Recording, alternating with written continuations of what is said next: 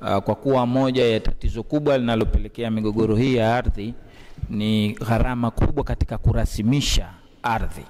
Je, serikali ina mpango gani wa kupunguza gharama hizi ili kuwachochea wananchi kuweza kufanya urasimishaji huu?